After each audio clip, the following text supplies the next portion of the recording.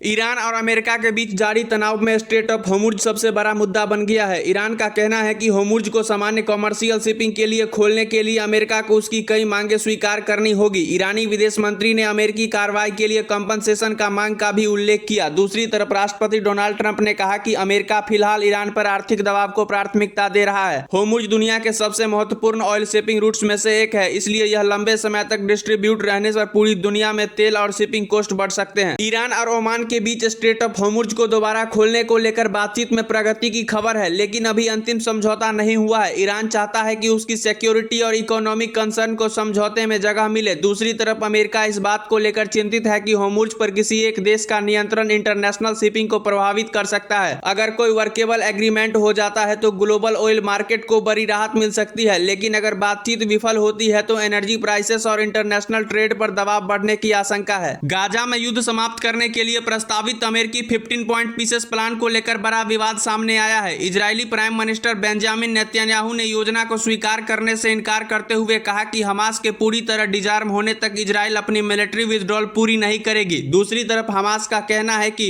Gaza pieces plan को लेकर Netanyahu की स्थिति घरेलू राजनीति में भी महत्वपूर्ण बन गई है। उनकी सरकार में फार राइट नेताओं का एक वर्ग हमास के खिलाफ ज्यादा कठोर कार्रवाई की मांग कर रहा है, जबकि अमेरिका और अन्य मीडिएटर्स सीज फायर और नियोगिएटेड सेटलमेंट को आगे बढ़ाना चाहता है। नेतन्याहू का कहना है कि इजराइल की सिक्योरिटी को खतरे में डालकर कोई एग्रीमेंट स्वीकार नहीं किया जा सकता। इससे पूरे घटनाक्रम का असर गाजा के अमेरिकी राष्ट्रपति डोनाल्ड ट्रंप ने ईरान के साथ जारी कॉन्फ्लिक्ट को लेकर कहा कि उनका प्रशासन फिलहाल मिलिट्री एस्केलेशन के बजाय इकोनॉमिक प्रेशर पर जोर दे रहा है। रिटर्न्स की रिपोर्ट के अनुसार ट्रंप ने संकेत दिया है कि अमेरिका ईरान पर आर्थिक दबाव बनाए रखना चाहता है। हालांकि इसका यह मतलब नहीं है कि मिलिट्री ऑप्शन पूरी तरह खत्म हो गया है। ईरान के साथ एग्रीमेंट न होने पर होर्मुज के बंद रहने की स्थिति में दोनों देशों के बीच तनाव फिर बढ़ सकता है। मिडिल ईस्ट में जारी तनाव का असर इंटरनेशनल ऑयल मार्केट पर साफ दिखाई दे रहा है। स्ट्रेट ऑफ होर्मुज में अनसर्टेनिटी के कारण ट्रेडर्स सप्लाई डिस्ट्रीब्यूशन के जोखिम को लेकर चिंतित हैं। अगर ऑयल शिपमेंट लंबे समय तक प्रभावित होती है तो क्रूड प्राइसेस बढ़ सकते हैं, जिससे ट्रांसपोर्ट, मैन्युफैक्चरिंग और कंज्यूमर गुड्स की लागत पर असर पड़ेगा।